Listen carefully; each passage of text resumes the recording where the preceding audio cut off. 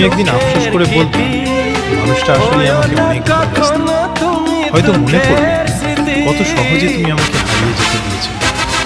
আরো আফসোস করবা যে কতভাবেই তাকে আমি জীবনের সুখের গীতি হয় না কখনো তুমি দুঃখের স্মৃতি। আমারই সাধনা তোমার মনের ছায় ঠাই যে পেল, তুমি যে আমার চির আশার আলো, তুমি যে আমার চির আশার আলো।